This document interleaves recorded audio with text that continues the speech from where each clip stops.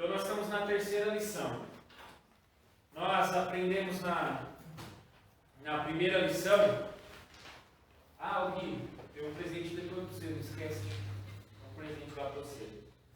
Na primeira lição, nós aprendemos sobre o caminho, né? Salvação, do que nós somos salvos, salvos da perdição, né? Salvos da condenação. A certeza de ser salvo, né? Que nós temos a certeza por causa do sacrifício de Cristo. Que a salvação é pela graça, não pelas obras. As obras são só consequências da vida daqueles que se converteram e entregaram as suas vidas a Deus. E na última semana nós falamos sobre a professão na fé, né? A ideia do membro, de membresia, né? Sobre as pessoas que já se batizaram em outras igrejas, também podem se tornar membros da nossa igreja. Eu acho que aqui a gente não tem, até as pessoas que já vieram dentro da igreja, não é igrejas que a gente a gente aceita o batismo, né? E somente a gente está fazendo a transferência para que vocês se tornem membros da igreja. Membros deste corpo, do corpo da igreja presbiteriana do Artina. E os outros irmãos que ainda não entregaram suas vidas, que ainda não foram batizados, a gente vai fazer o batismo. Alguns já se batizaram quando criança, só precisa professar a sua fé. Alguns ainda não se batizaram, precisam ser batizados. Os nossos adolescentes, como membros não comungantes, se ainda não foram batizados, podem ser batizados. E aí, quando eles desejarem fazer a profissão de fé, aí eles podem estar fazendo a profissão de fé. Essa é uma decisão, uma escolha, né? E também a transferência, né? Que provavelmente no próximo domingo a gente vai ter uma transferência de alguns membros que eram da igreja presbiteriana e outra cidade, e por estarem aqui serão transferidos. E aí se tornarem, né, membros efetivos da nossa igreja. Isso é muito bom, porque numa igreja que está buscando uma revitalização, a gente precisa estar angariando e crescendo em pessoas, porque aí a gente vai aprender junto qual é o papel de cada um aqui na igreja. O que Deus está chamando, o que a gente está precisando. A gente precisa de líderes, a gente precisa de professores, de escola dominical, a gente precisa de mais diáconos, de mais presbíteros, a gente precisa de mulheres líderes, a gente precisa começar, ano que vem a gente já vai começar a olhar para as entidades internas da igreja, o que seria a SAF, que é a entidade das mulheres, a UPH, que é dos homens, a UPA e a UMP, que o UMP que é dos jovens, e a UPA que é dos adolescentes, a UCP que é das crianças.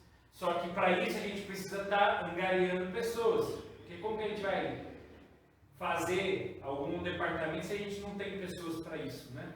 Então aí aos poucos a gente vai fazendo isso. E hoje a gente vai falar uma lição que para mim teria que ser a primeira, que é sobre a Bíblia. A lição é a Bíblia. E aqui em Hebreus 4:12, você que está aí, que é o versículo que está para decorar, porque a palavra de Deus é viva e eficaz, é mais cortante do que qualquer espada de dois gumes, e penetra até o ponto de dividir alma e espírito, juntas e medulas, e é apta para discernir os pensamentos e os propósitos do coração. Meus irmãos, a palavra de Deus, as Escrituras, é um livro que está aqui para mudar a nossa vida. A Bíblia não é um livro antigo, sem nexo nenhum. Tem o Plínio, se eu não me engano, semana que vem ele vai pregar aqui, e eu pedi para ele cantar uma música que chama A Verdade. Nessa música ele fala que, no refrão da música ele fala, se esqueceram do livro, o livro antigo, e abandonaram os caminhos que este livro traz e tentaram fazer os seus caminhos. E aí acabou se esquecendo do livro, se esquecendo de Deus. E é isso, quando a gente tira os nossos olhos das Escrituras, a gente acaba esquecendo de quem é Deus. Porque a revelação especial, a revelação de Deus especial está nas Escrituras. A gente enxerga a revelação natural, a gente olha a Deus pela natureza. Mas os nossos olhos são corrompidos muito facilmente. Quando a gente tira os olhos das Escrituras, esquece que existe um Deus poderoso a a gente vai começar a achar que a gente é poderoso por nós mesmos, que a gente pode. E a gente esquece de olhar para Deus, de reconhecer quem Deus é. Por isso, meus irmãos, as Escrituras, a Bíblia, por mais que no início, quando você começa a ler, pode parecer chata, mas ela é necessária. E aí a gente encontra, quando a gente começa a ler e não entende, a gente pode procurar coisas para ajudar, que nem nós presenteamos os adolescentes com uma Bíblia, a mensagem. Essa Bíblia é uma Bíblia que um pastor presbiteriano americano, Eugene Peterson, infelizmente ele faleceu, ele era um dos caras que eu queria conhecer, né? Tem uns nomes assim de uns pastores que eu coloquei que eu queria conhecer, mas teve 2 que morreu já eu não conheci. O Russell, o Shedd, né? O Russell Shedd, faleceu há alguns anos, eu não tive o prazer de conhecê-lo, e o Eugene Peterson. Ele tem muitos livros voltados para a área pastoral. E o filho dele não entendia muito a Bíblia. Aí ele chegou assim: pai, tem coisas que eu não entendo. Como que eu vou entender? Eu leio e não entendo. Aí porque é que lá nos Estados Unidos existe uma cultura muito grande assim, com os pastores, que é esses pastores que são escritores, né? Ele chega na igreja e fala assim: olha, eu queria tirar um tempo para escrever uma Bíblia, explicando a Bíblia para os jovens. Aí a igreja dá lá um ano, o pastor um ano sabático, onde o pastor vai somente escrever. E aí nisso ele escreveu essa Bíblia. Essa Bíblia ele escreveu explicando a Bíblia para as pessoas. É uma explicação dos textos. Há uma facilidade de você entender. Então aí você vai ler aqui a Bíblia, nossa, eu não entendi aqui, ó. O que é essa palavra? Uma espada de 2 gumes. Os jovens vão saber o que é uma espada de 2 gumes? Nem sabe o que é espada direito. A espada que a gente tem é a espada aqui. Nossa, eu já via longe, né? Eu ia falar do Thundercats, que eles nem sabem o que é Thundercats, né? Mas a espada de 2 gumes é uma espada que corta dos 2 lados. Então a Bíblia, ela é tão eficaz que é uma espada de 2 gumes. Não é que nem a faca. A faca, ela tem um lado só que corta, né? O outro lado não corta.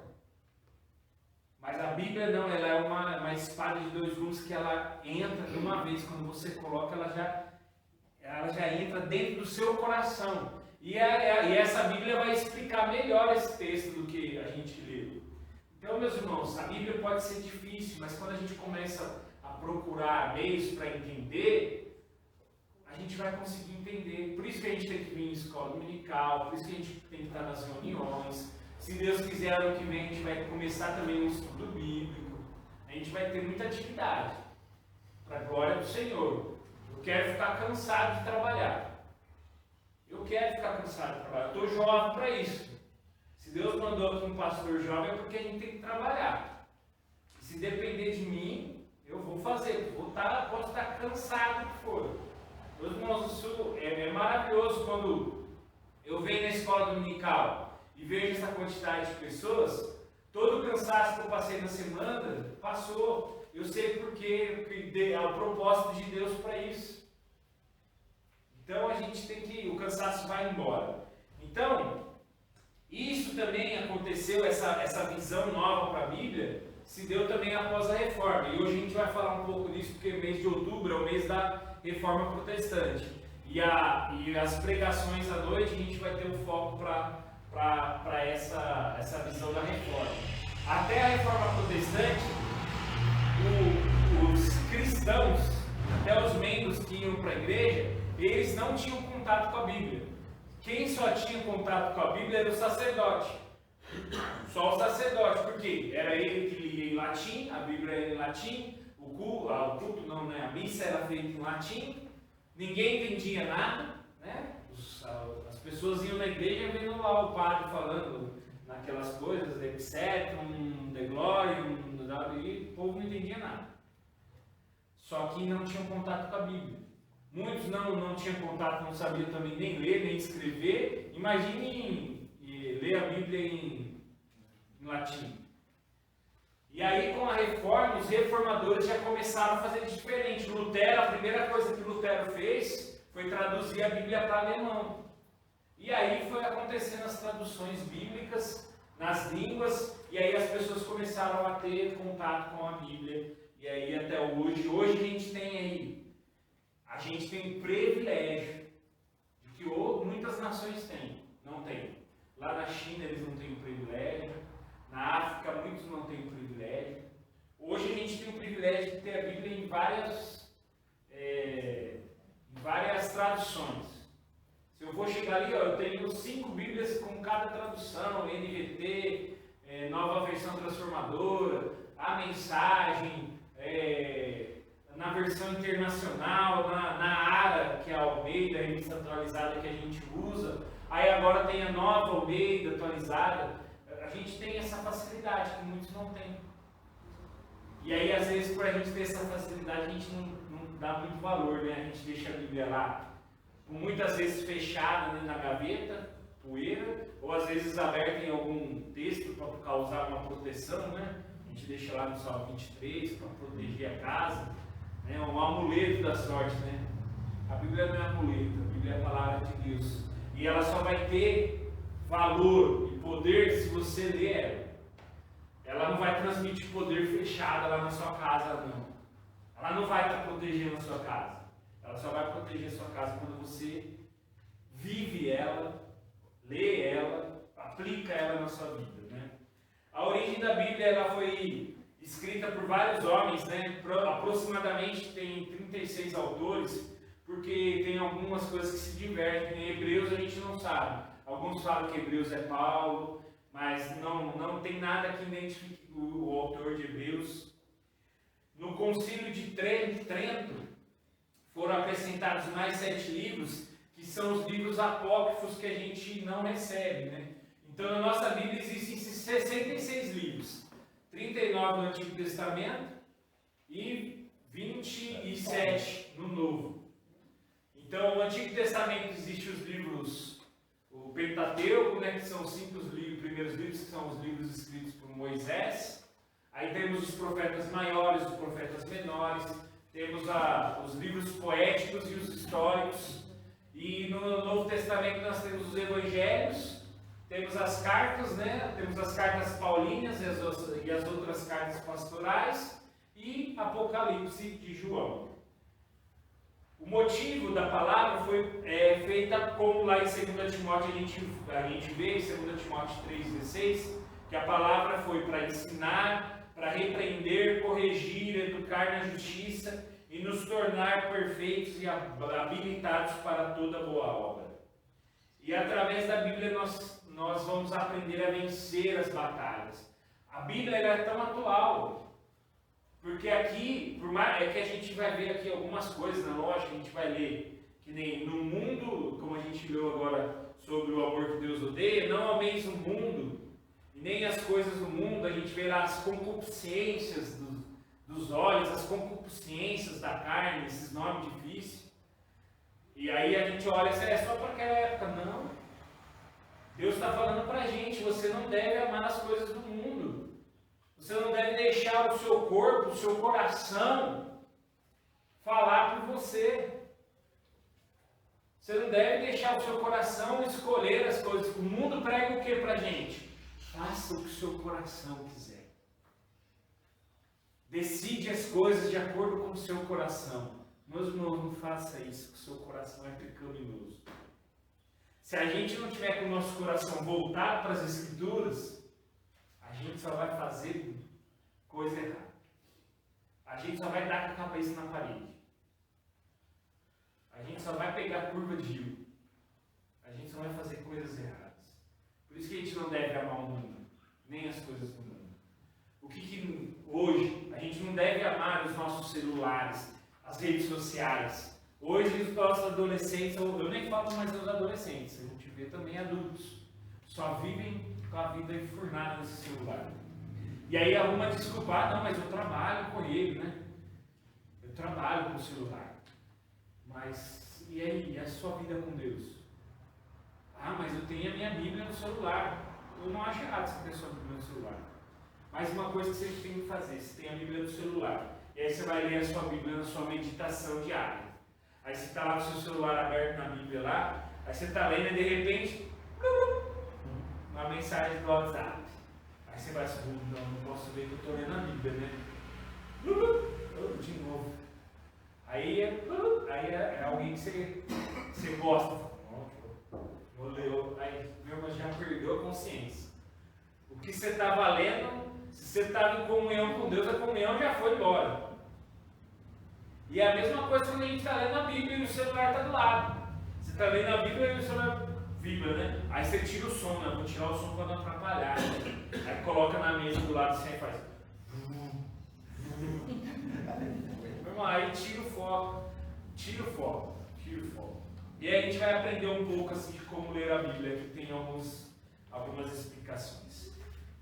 Então a suficiência, a Bíblia ela é completa, ela não precisa de mais livros para confirmarem a eficiência dela. Existem livros que vão nos ajudar, tem livros que vão nos ajudar a entender melhor a Bíblia, mas eles não são livros inspirados por Deus, são livros que vão nos auxiliar. Mas se você chega e mas pastor, eu não tenho tempo. O que o senhor acha? Eu perco 15 minutos lendo a Bíblia ou lendo um livro? Não, leia a Bíblia. Ah, mas as dúvidas, marca as dúvidas e vem comigo que eu ajudo você a tirar. Mas se for para você escolher entre um livro e a Bíblia, leia a Bíblia. Mas meu irmão, você tem tempo. Ah, pastor, eu não tenho. Tem. Se você quiser, você tem. Porque você arranja tempo para tudo na sua vida. A gente consegue arrumar tempo para tudo. A gente consegue arrumar tempo para descansar, para trabalhar. Ah, meus irmãos, se você tirar alguns tempos, às vezes assim a gente fala trabalhar, também a gente precisa, né, bater cartão, serviço, tal, né? Mas você consegue arrumar tempo. A gente consegue. É questão de você fazer esforço, né? Prioridade. Aí tem um livro que chama Faça o Melhor e Arrume a sua data, os seus horários. Só voltando um pouquinho nessa questão dos livros, porque para nós assim tem, é claro, né? Os 66 livros, mas que fala, que são os livros canônicos, que são os livros apócrifos, né? E a gente está falando da suficiência da Bíblia aqui, não quis voltar nesse ponto. Porque os livros que são acrescentados, que foi acrescentado naquele concílio lá, para nós, são livros que acabam contradizendo a própria palavra de Deus, né? Porque a Bíblia, os 66 livros dele não tem contradição, desde Gênesis até Apocalipse. Então quando a gente lê, Deus não entra em contradição em nenhum momento. Em nenhum momento. Por que a gente, nosso Antigo Testamento é composto por esses livros? Porque eram os livros que eram usados na Bíblia hebraica. Então a gente usa a Bíblia hebraica, né, como parâmetro para o Antigo Testamento, né? Porque o Novo Testamento não faz parte da Bíblia hebraica. E aí o que acontece? Alguns livros que foram acrescentados, principalmente para a Igreja Católica Apostólica Romana, que são os livros apócrifos, são livros que não são considerados inspirados, porque não dão valor para Deus em algumas situações. A Igreja Católica aceita alguns livros desses, porque são livros que dão parâmetros para alguns dogmas da igreja. Lá temos 2 livros que são Macabeus, 1º e 2º Macabeus. Por que tem lá? Porque eles dão parâmetros para o purgatório.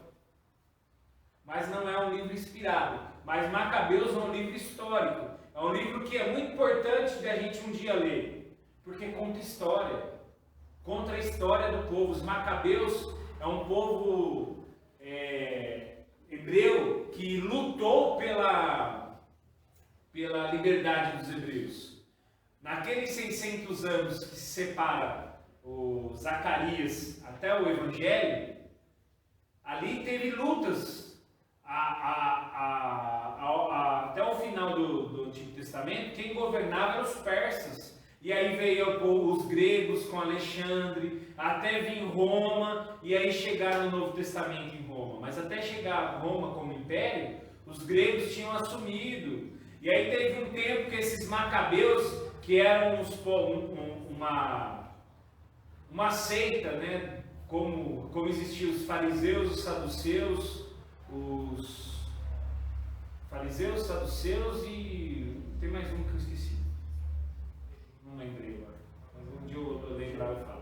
Não, é os... Não. Tem mais dois ainda, os essênios e os zelotes, né? Que é os zelotes. Tinha os macabeus, e esses macabeus eles guerrearam com Roma, e por uns 100 anos assim, o povo judeu tinha uma falsa liberdade, porque ninguém mexia com eles, porque esses homens conseguiram uma libertação e tal. E aí algum desses livros a Igreja Católica continua, mas são livros que não são canônicos porque não faziam parte da Bíblia hebraica que a gente usa como exemplo. E alguns porque não demonstram algumas nuances, algumas coisas assim. Tem um livro que fala sobre a infância de Jesus. Jesus ele não fazia milagres na sua infância. Jesus começou a fazer milagres após a descida do Espírito Santo. Então há algumas incoerências nesses livros, por isso que nós não aceitamos eles como canônicos, mas sim aos livros apócrifos, que não são aceitos. E também no Novo Testamento existem alguns livros apócrifos, existe o Apocalipse de Pedro, que não é provado que foi Pedro que escreveu. Existem algumas outras cartas paulinhas que também não são comprovadas que é de Paulo. Então se fechamos nesses 66 livros. Ah, pastor, mas se achar lá uma carta de Paulo, a gente vai colocar na Bíblia? Não, não vai. Porque fechou com esses são os livros da Bíblia. Mesmo que apareça em algum lugar aí, encontre algum escrito de Paulo, não vai ser insercido na Bíblia, né? Porque agora a Bíblia não tem mais atualização. São esses livros, e é esses livros que a gente tem como regra de fé e prática. E o próprio Jesus diz, né? O que tem escrito basta para que você creia, né? Basta. Gente, a gente não precisa mais de nada para crer. A gente não precisa mais de nada. Eu acho que a Bíblia é suficiente para isso. E ela não precisa ser atualizada. É só a gente contextualizar ela.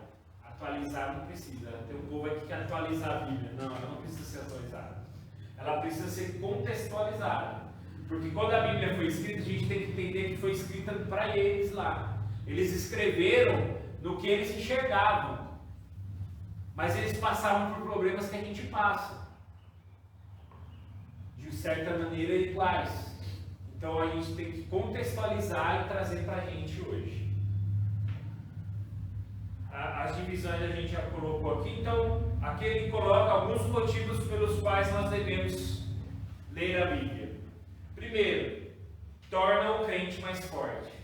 Porque quando a gente lê a Bíblia, a gente vai saber mais, a gente vai ter mais conhecimento para responder perguntas, a gente vai ter mais conhecimento para responder as perguntas do nosso coração.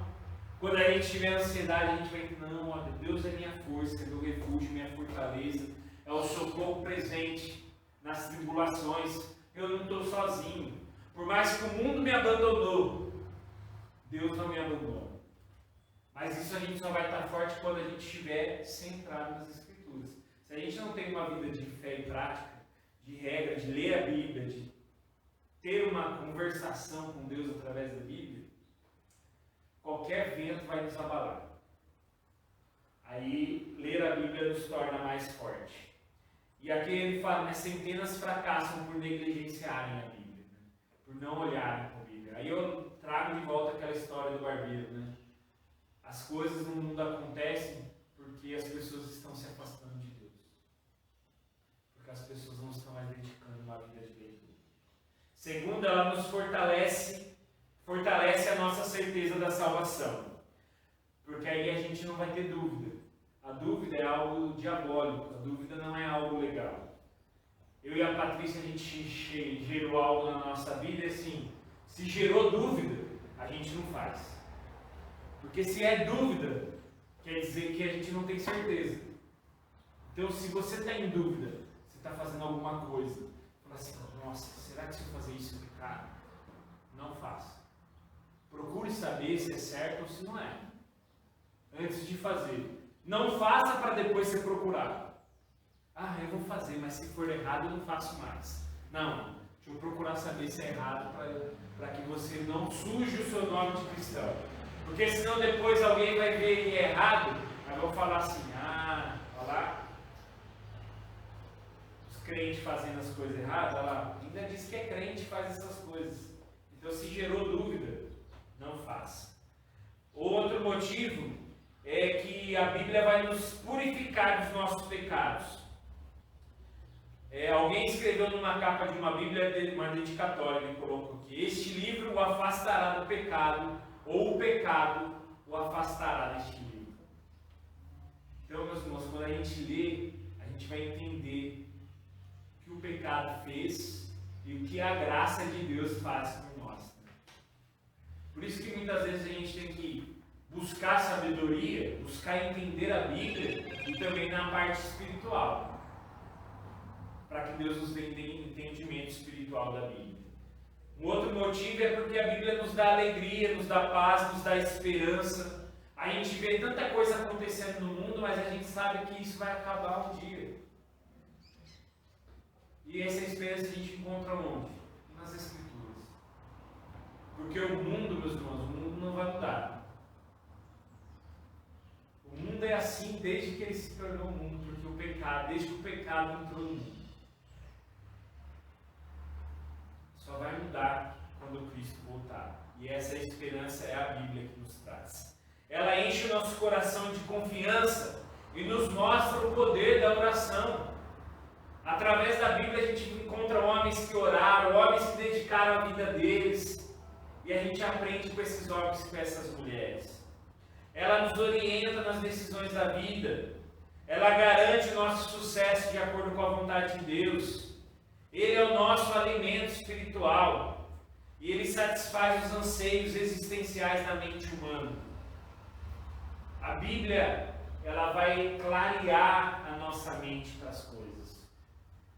Mas isso só vai acontecer se a gente ler, se a gente se dedicar a isso. E aqui ele coloca também como ler a Bíblia. Então ele coloca: encontre um lugar tranquilo e calmo. Quarto, escritório, ou lugar que seja, longe de ruído, longe de televisão, longe de alguma coisa. Mas também a gente tem que entender que cada um também é cada um. O barulho não me atrapalha de ler a Bíblia, não me atrapalha de estudar, pelo contrário, o silêncio me atrapalha. Mas é porque eu sou meio atrapalhado, né? Então, se eu ficar muito tempo em silêncio, eu não consigo ter... Eu até acho que eu tenho um déficit de atenção, mas o silêncio me atrapalha. Porque se está em silêncio, minha mente voa. Mas se está em barulho, eu consigo me concentrar no que eu estou fazendo. É meio estranho, né? Meio estranho, mas eu consigo. Eu preciso tem que ter alguma coisa fazendo barulho para mim ter atenção no que eu estou lendo. Porque senão, se tiver um silêncio assim, e qualquer coisinha que acontece, eu perco a atenção e eu vou ter que me chamar a atenção. Agora, se eu estou com barulho, às vezes eu estou estudando, eu deixo a televisão ligada, e eu nem estou prestando atenção na televisão, mas me faz prestar atenção no que eu estou lendo. Mas se você não é assim atrapalhado que nem eu, você se dedica, você separa um horário, deixa um horário. Pastor, eu vou deixar um horário, então vou ler a Bíblia antes de dormir. Antes de dormir é um bom horário para você ler a Bíblia? Porque a Bíblia vai... Aí você vai falar assim: pastor, quando eu leio a Bíblia me dá um sono. Também, mas você vai ler a Bíblia 11 horas da noite, vai dar sono mesmo. Procure um horário bom. Tem gente que acha que é melhor acordar e ler. Então faça isso. Mas eu acordo. Então acorde mais cedo. Mas eu trabalho, mas vai ser um esforço que Deus está vendo em você. Deus vai ver que você está se esforçando para fazer algo por Ele. Procure o melhor horário, o melhor local para isso. Segundo ponto, antes de você começar a ler, ore. Ore e peça discernimento para Deus, direção para Ele, para que você entenda aquilo que você vai ler. Tenha sempre uma expectativa que Deus vai falar ao seu coração. Por isso que quando você ora, você fala assim: Deus, eu vou ler. Prepare meu coração para aquilo que o Senhor quer que eu aprenda hoje. Nessa leitura. Leia fazendo as seguintes perguntas. O que Deus quer da minha vida nesse trecho lido? Há aqui alguma ordem, alguma recomendação, alguma promessa para a minha vida? Faça perguntas ao texto, né? Entende o que você está lendo? Por que isso aconteceu? O que isso vai mudar para a minha vida? Ou gerou alguma dúvida? Ah, eu não entendi isso. Marque num papel, tenha um caderno sempre do lado. Faça, pastor. Eu tenho um presbítero lá de Pederneiras que a gente tem um grupo lá e ele começa a ler, ele anota umas coisas assim. A hora que ele termina de ler um capítulo, ele fala assim, ele manda lá: eu queria perguntar para os teólogos aí, o que é isso, o que é isso, o que é isso, o que é isso? Eu li, mas agora eu não entendi. Aí a gente vai lá tentar explicar para ele. Aí ele falou: mas leia mais um pouquinho, que aí você vai entender. Porque às vezes a gente lê uma parte da palavra e as respostas vão estar um pouquinho mais para frente. Alguma explicação vai estar lá para frente. Então, leia mais um pouquinho que você vai entender, porque está ligado. Ou leia um pouquinho antes, porque não adianta, se a gente pegar aqui um texto e ler o texto fora de contexto, ele vai virar um pretexto. Então a gente tem que entender o contexto das coisas. Por isso que a gente tem que ler pedindo para que Deus nos dê o entendimento. Leia com disposição de obedecer e de entender que ela é a palavra de Deus e que você deve obedecê-la. Não é a sua vida.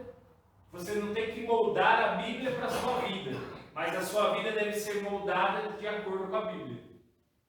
A gente não tem que achar coisas na Bíblia que respondam aos nossos erros.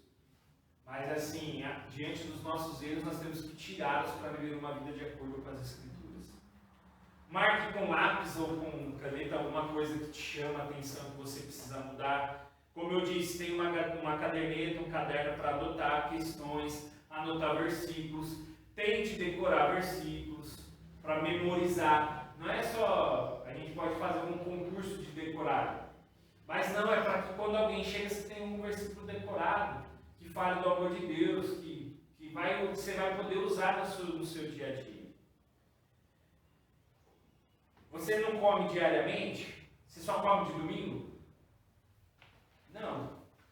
Você come, tem gente que come de 3 em 3 horas, tem gente que se deixar come o dia inteiro, porque você precisa de alimento físico. Então por que você vai deixar para ler a Bíblia só no domingo? Então come só de domingo.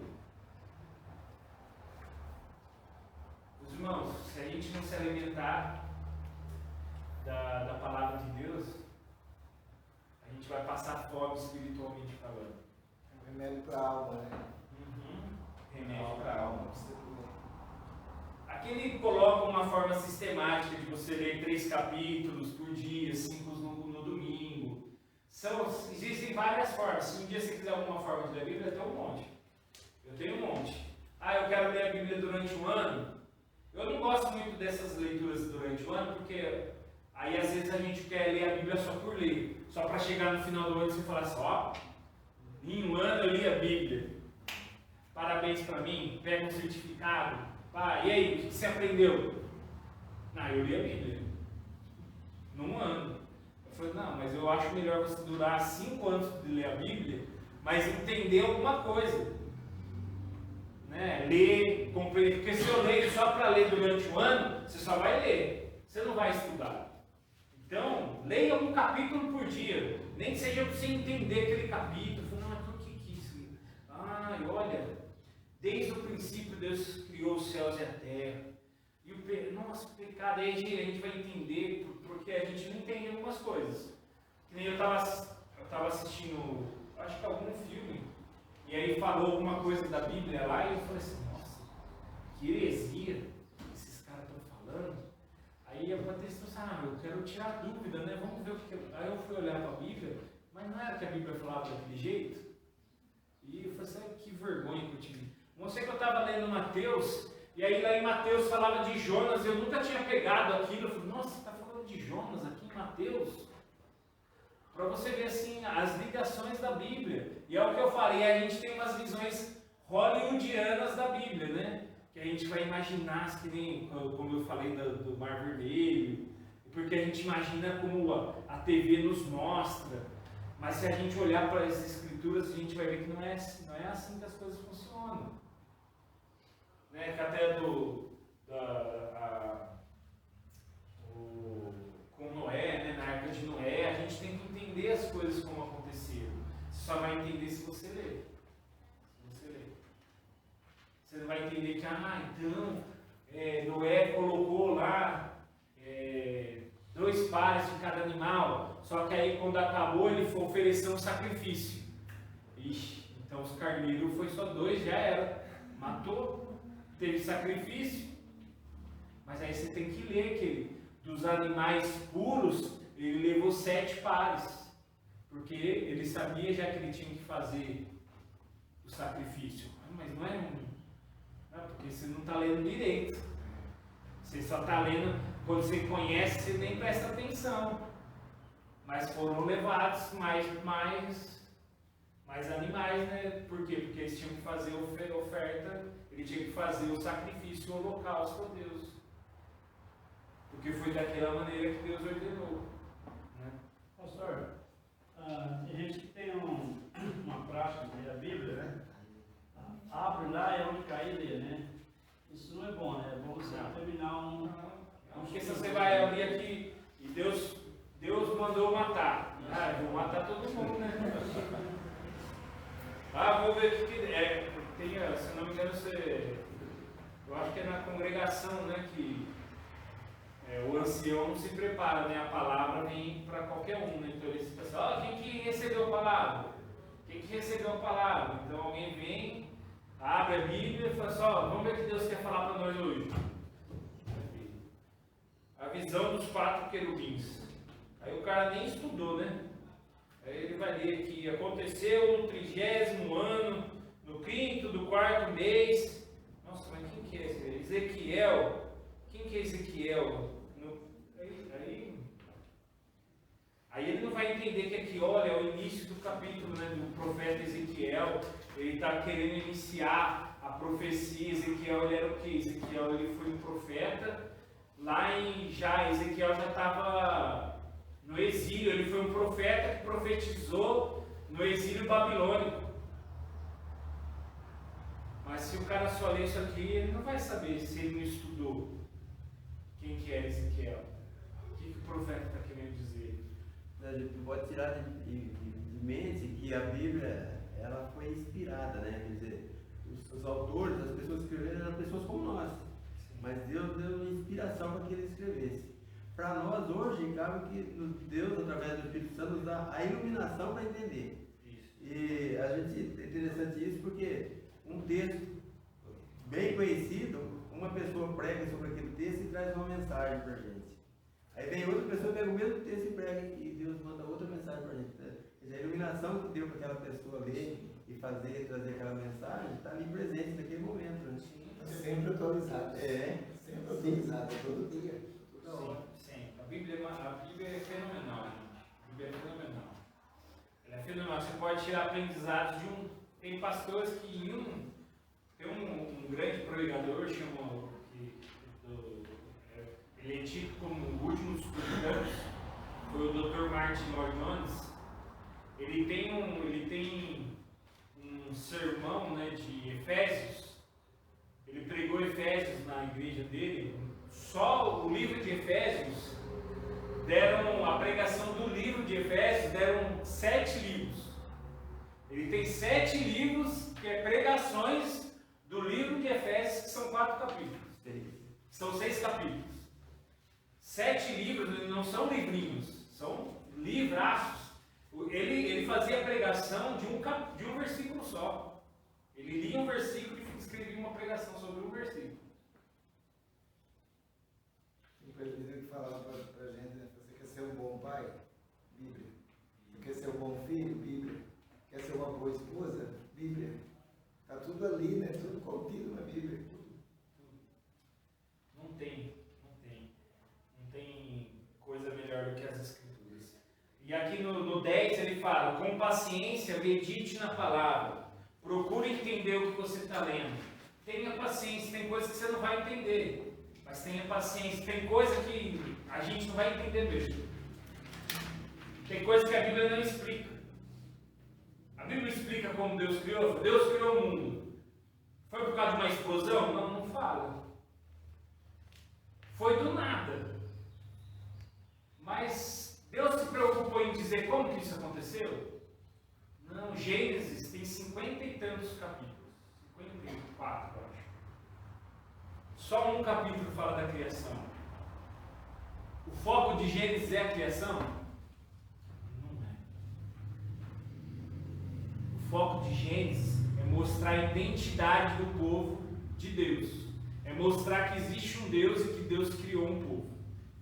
Esse é o intuito de Gênesis. Porque Gênesis vai lá e mostra Adão e Eva, que é os pais da criação, e aí vai mostrando como que chegou até Abraão, e como de Abraão chegou a Isaac, Jacó, de Jacó que virou Israel, e veio as 12 tribos, aí José, como que eles foram parar no Egito, através de José, foi para dar identidade para o povo de Deus. Não é, Deus não está preocupado em mostrar para a gente como que ele criou o mundo. Todas as percepções de criação são vindas da mente humana. Não foi as escrituras, não mostram. A gente só sabe que quem nasceu primeiro foi a galinha, não foi o ovo. Só isso. Isso aí a gente, como criacionistas, possa ser criacionista evolutivo ou criacionista, não sei, de terra jovem, terra antiga. Não importa. Importa que a gente é criacionista. Primeiro veio a galinha. Porque senão não tinha como alguém fazer com que o ovo virasse galinha. Então, meus irmãos, a gente tem que pensar nisso, tomar cuidado com essas coisas.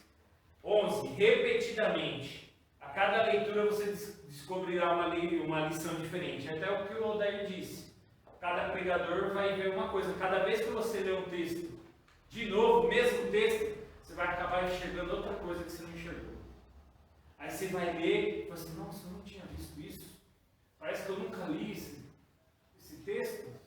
E olha que eu já li várias vezes. E eu nunca prestei atenção nisso. É que nem assim, eu tinha, como eu falei de Mateus, eu lia Mateus, e aí de repente eu e a Patrícia, a gente estava lendo Mateus em nossos devocionais, e aí parece Mateus explicando sobre Jonas. Eu falei assim, meu Deus, eu nunca tinha visto isso em Mateus. Então a gente tem que ler repetidamente. Tem um pastor que ele fala assim, quando a gente vai preparar um sermão, né? Mesmo que o meu sermão está baseado lá em Atos 16, mas eu tenho que ter lido os anteriores. Se eu não li, pelo menos, ele fala assim, na realidade você já tinha que ter lido o livro inteiro pelo menos 4 vezes, para depois você escrever um sermão. Então, meus irmãos, a gente tem que ler repetidamente, porque aí a gente vai entender o livro, entender o que o livro quer, entender o que Deus quer através disso. Por isso, se você quer ler a Bíblia, não tenha pressa. Não tenha pressa. A primeira vez que você lê a Bíblia pode durar 5 a 10 anos. Mas não tenha pressa de entender o que ele lê a Bíblia.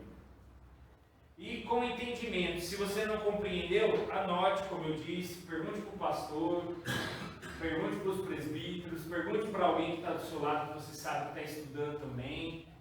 Crie grupos de estudo. Meus irmãos, a gente é crente para viver junto. A gente precisa ter grupo de estudo. Eu lembro na minha adolescência, a gente tinha um grupo de estudo, a gente estudava junto.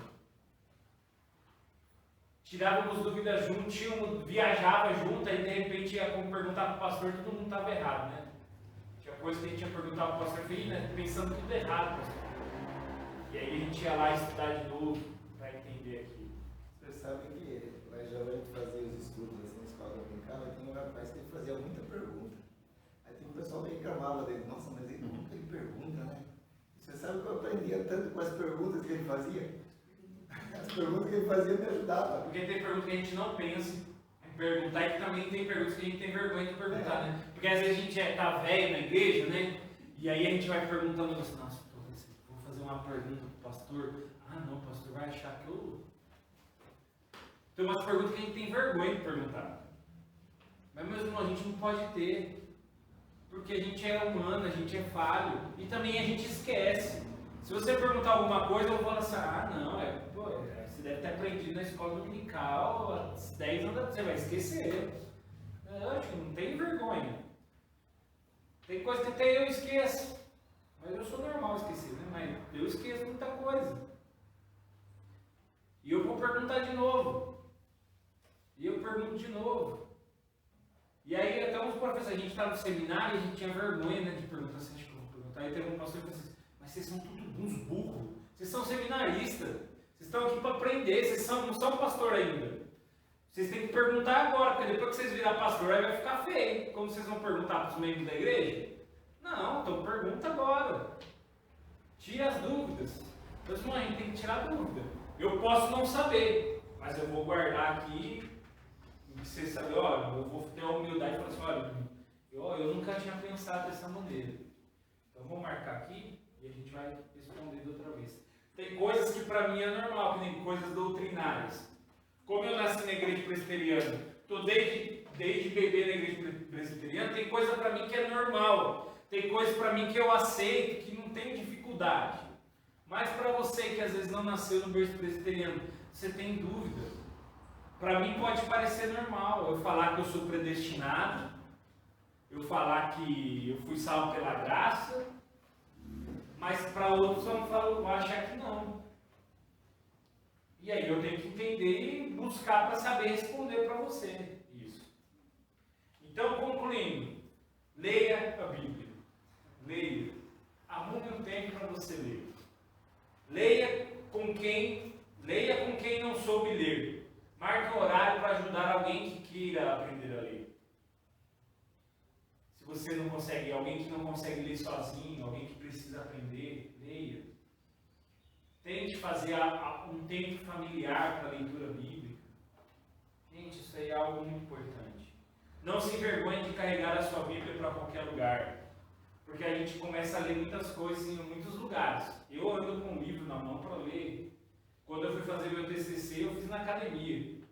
Eu li os livros tudo na academia, na bicicleta. Porque eu não tinha tempo, vou para a academia ou eu fico lendo em casa, porque eu precisava ir na academia. E eu lia na academia. E aí, como era monografia, eu levava a Bíblia também para não ficar anotando. Então eu era uma bicicleta igual aquela que vocês têm sentado. Eu ficava sentado com a Bíblia, com o livro assim. Aí do povo ficava tudo, né? Esse rapaz doido aí, lendo um livro aí. Mas eu fazia isso. Não tenha vergonha. Não tenha vergonha de ler a Bíblia em qualquer lugar. Eu vou no médico, vou ter um tempo, então, você vai ficar perdendo tempo lá, mexendo no celular, vendo vídeo do TikTok, vendo vídeo que você não vai aprender nada. Leva a Bíblia, a hora que você estiver sentado, você vai ler a Bíblia. Você vai ler a Bíblia. Não se envergonhe. Algumas questões aqui que a gente fica para debate. O que fazer quando não se está entendendo a Bíblia ou o texto lido? Pergunte aos universitários. Não, pergunte ao pastor.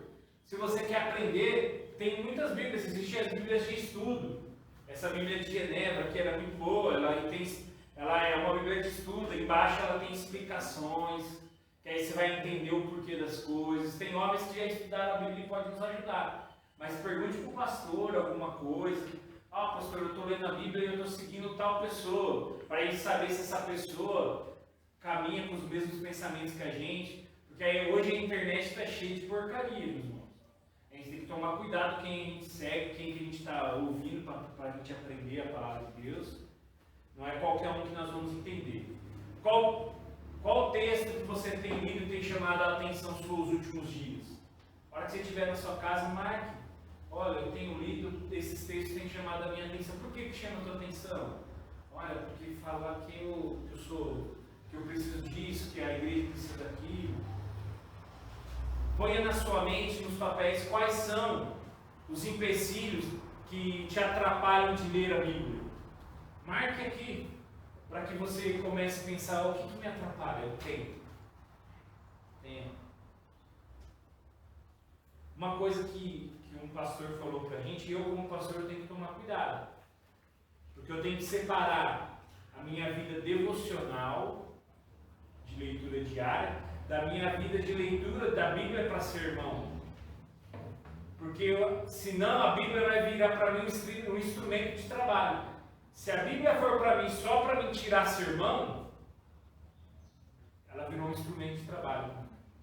se eu não tenho um devocional com ela? Se eu não tenho uma leitura diária para aprendizado meu? Somente meu. Senão eu vou fazer ela só como instrumento de trabalho. Eu só vou ler a Bíblia para escrever sermão. E corre o risco de ser um sermão vazio. Sim, porque aí a Bíblia já não está mais no meu coração.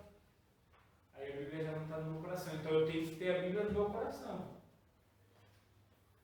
Então que isso seja realidade, a Bíblia, meus irmãos, é algo necessário. A gente tem aprendido nessas na nossa série de Caminhando com os Apóstolos. Quais eram as coisas que a igreja primitiva fazia? Orava e se dedicava na leitura bíblica. Orava e se reunia para estudar a palavra. Orava e pregava a palavra de Deus. Meus irmãos, a Bíblia fala isso, então quer dizer que a gente tem que fazer.